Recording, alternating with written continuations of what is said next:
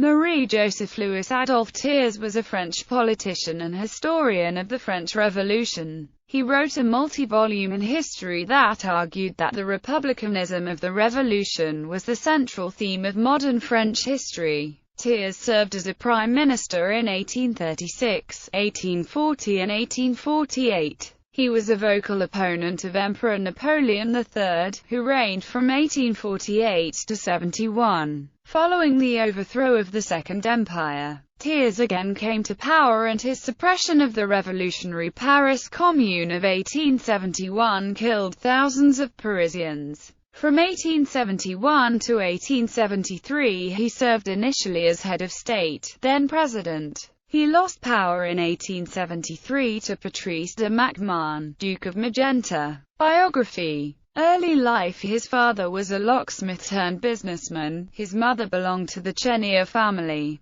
During his youth he was well educated, first at the Lycée of Marseille, and then in the Faculty of Law at Aix-en-Provence. While studying at the Faculty of Law he began his lifelong friendship with François Mignet, and was called to the bar at the age of 23. He demonstrated, however, little taste for law, rather he had a strong interest in literature. He obtained an academic prize at Aix for a discourse on the Marquis de Vauvenargues. In 1821, the 24-year-old Thiers moved to Paris and was quickly introduced as a contributor to the Le Constitutionnel. In each of the years immediately following his arrival in Paris he collected and published a volume of his articles, the first on the Salon of 1822, the second on a tour in the Pyrenees. He was very well paid by Johann Friedrich Cotter, the part proprietor of the Constitutional historian. With his active pen he became well known in liberal circles. He began his celebrated Histoire de la Révolution Française, which founded his literary reputation and boosted his political career. The first two volumes appeared in 1823, the last two in 1827. The book brought him little profit at first, but became immensely popular. The well-known sentence of Thomas Carlyle, that it is, as far as possible from meriting its high reputation, is in strictness justified. For all Thiers' historical work is marked by extreme inaccuracy, by prejudice which passes the limits of accidental unfairness, and by an almost complete indifference to the merits as compared with the successes of his heroes. But Carlyle himself admits that Thiers is a brisk man in his way, and will tell you much if you know nothing, coming as the book did just when the reaction against the revolution was about to turn into another reaction in its favor. It was assured of success. Politician in the July monarchy. For a moment it seemed as if Thiers had definitely chosen the lot of a literary man. He even planned an histoire générale. But the accession to power of the Polignac ministry in August 1829 made him change his plans, and at the beginning of the next year Thiers, with Armand Carrel, Mignet, Auguste Soutlat and others started the National, a new opposition newspaper, which quite openly called for the ouster of King Charles X should he attempt to curb civil liberties. Thiers himself was one of the animators of the 1830 revolution. He ranked as one of the radical supporters of the new dynasty, in opposition to the party of which his rival François Guizot was the chief literary man, and Guizot's patron, the Duc de Broglie, the main pillar. At first Thiers, though elected deputy for Aix, became only Under-Secretary of State for the Treasury. After the overthrow of his patron Jacques Lafitte, he became much less radical, and after the troubles of June 1832 he was appointed to the Ministry of the Interior. He repeatedly changed portfolios but remained in office for 4 years, became President of the Council and, in effect, Prime Minister, in which capacity he began his series of quarrels and jealousies with François Guizot. During this time,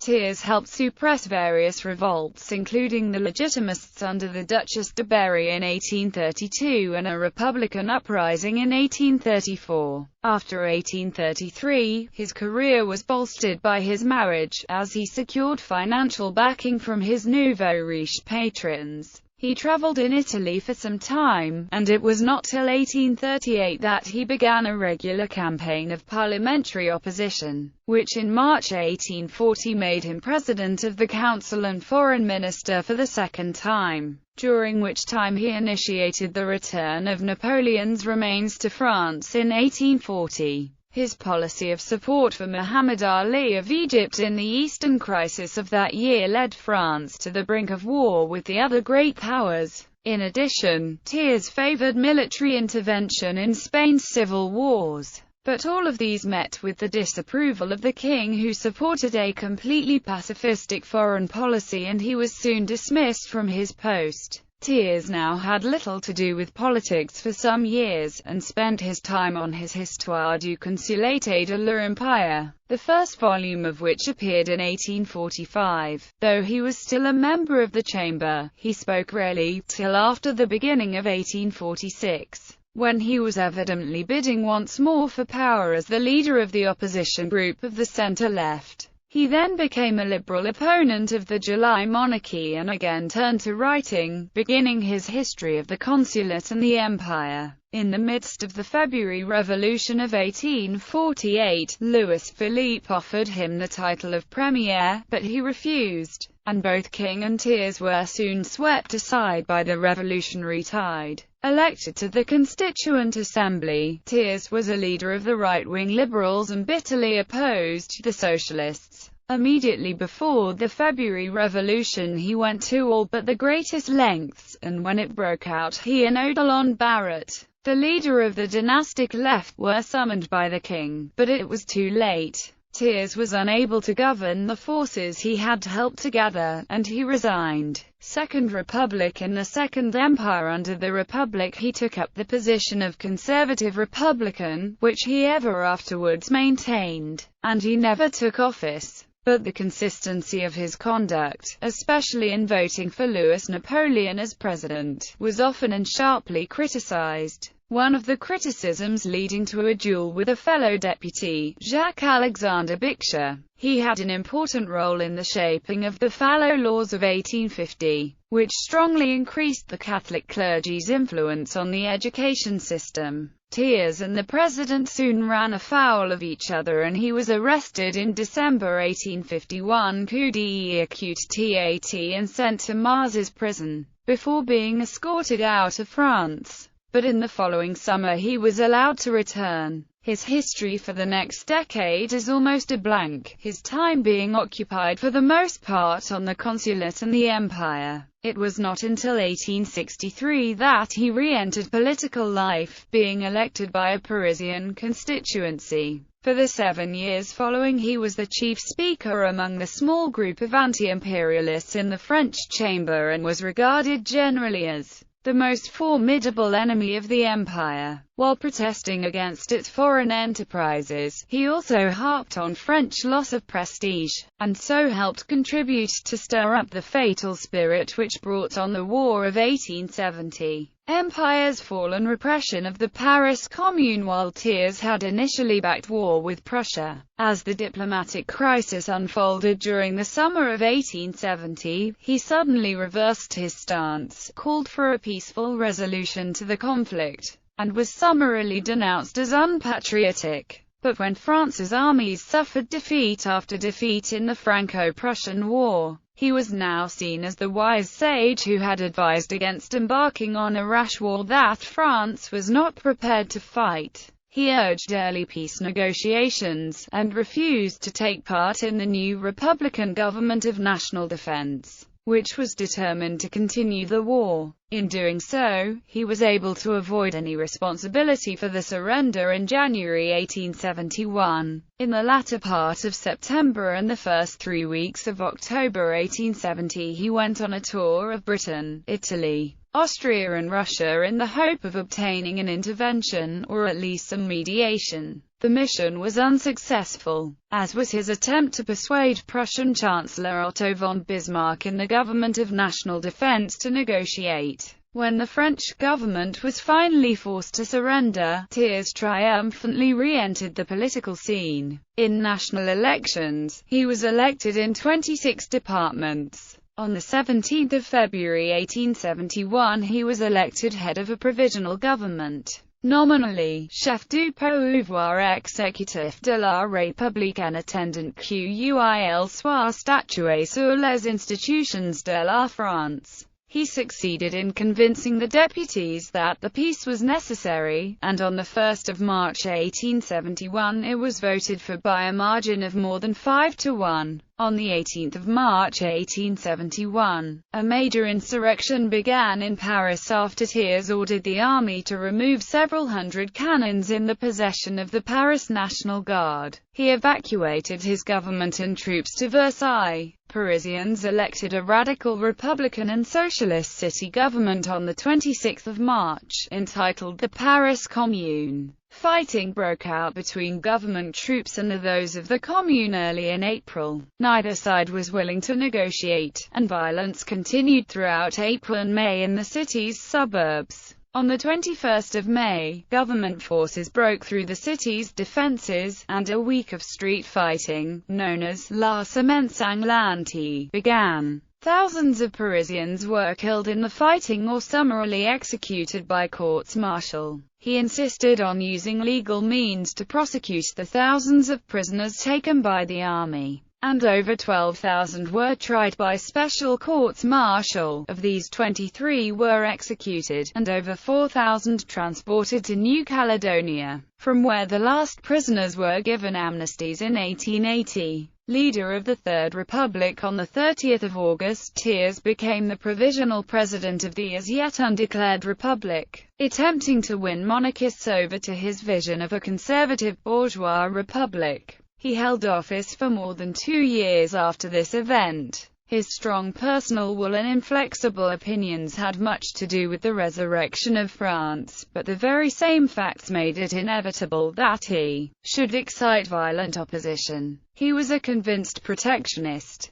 and free trade ideas had made great headway in France under the Empire. He was an advocate of long military service, and the devotees of La Revanche were all for the introduction of general and compulsory but short service. Both his talents and his temper made him utterly indisposed to maintain the attitude supposed to be incumbent on a Republican president, and his tongue was never carefully governed. In January 1872 he formally tendered his resignation, and though it was refused, almost all parties disliked him, while his chief supporters, men like Charles de Rémusat, Jules Barthélemy Saint-Hilaire and Jules Simon, were has-beens and spent forces. Thiers' financial skills allowed France to quickly pay off its war debts, but his attempt to rebuild the armed forces met with less success, and the institution of 5 years mandatory military service badly depleted the nation's labor force. The year 1873, a parliamentary year in France, was occupied to a great extent with attacks on Thiers, essentially by the royalist majority in the National Assembly, who suspected, correctly, that he was putting the weight of his enormous popularity among the electorate at the service of a future republic, which he famously described as the government that divides us least. In the early spring, regulations were proposed and, on 13 April, carried, intended to restrict the executive, and especially the parliamentary, powers of the president, who was no longer to be allowed to speak in the assembly. On 27 April, a contested election in Paris, resulting in the return of a radical Republican candidate, Baradet, was regarded as a grave disaster for the Thiers government, because it convinced the royalists that France was moving too far to the left. The principal royalist leader, the Duc de Broglie, proposed a motion of no confidence in the government, which was carried by 16 votes in a House of 704. Thiers at once resigned, expecting that he would have his resignation rescinded or that he would be immediately re-elected. Last year's he survived, after his fall, for 4 years, continuing to sit in the now mostly monarchist Assembly and, after the dissolution of 1876, in the Chamber of Deputies, and sometimes, though rarely, speaking. He was also, on the occasion of this dissolution, elected senator for Belfort. which his exertions had saved for France, but he preferred the lower house, where he sat as of old for Paris. On 16 May 1877, the now 80-year-old Thiers was one of the 363 who voted for no confidence in the Broglie ministry, and he took a considerable part in organizing the subsequent electoral campaign as an ally of the Republicans. But he was not to see its success, as he succumbed to a fatal stroke on 3 September at Saint-Germain-en-Laye while writing an election manifesto. Thiers was buried in Cimetière du Père-Lachaise, an ironic resting place since one of the bloodiest battles of the Commune took place within the cemetery walls. Annually, the French left holds a ceremony at the Communard's Wall to mark the anniversary of the occasion. Thiers' tomb has occasionally been the object of vandalism. Thiers was the only French president born in the 18th century. He had long been married, and his wife and sister-in-law, Mlle Félicie d'Osna, were his constant companions, but his only child, a daughter, had died years earlier. He did, however, father several illegitimate children. He had been a member of the Academy since 1834. His personal appearance was remarkable, and not imposing, for he was very short, with plain features, ungainly gestures and manners, very nearsighted, and of disagreeable voice, yet he became a very effective speaker in a kind of conversational manner, and in the epigram of debate he had no superior among the statesmen of his time except Disraeli. Work as writer, Thiers was by far the most gifted and interesting of the group of literary statesmen which formed a unique feature in the French political history of the 19th century. There are only two who are at all comparable to him, Guizot and Lamartine, and as a statesman he stands far above both. Nor is this eminence merely due to his great opportunity in 1870, for Guizot might under Louis-Philippe have almost made himself a French Robert Walpole, at least a French Palmerston, and Lamartine's opportunities after 1848 were, for a man of political genius, unlimited. But both failed, Lamartine almost ludicrously, whereas Thiers, under difficult conditions, achieved a striking if not a brilliant success. But even when the minister of a constitutional monarch, his intolerance of interference or joint authority, his temper at once imperious and devious, his inveterate inclination towards underhand rivalry and cabals for power and place, showed themselves unfavorably. His constant tendency to inflame the aggressive and chauvinistic spirit of his country was not based on any sound estimate of the relative power and interests of France,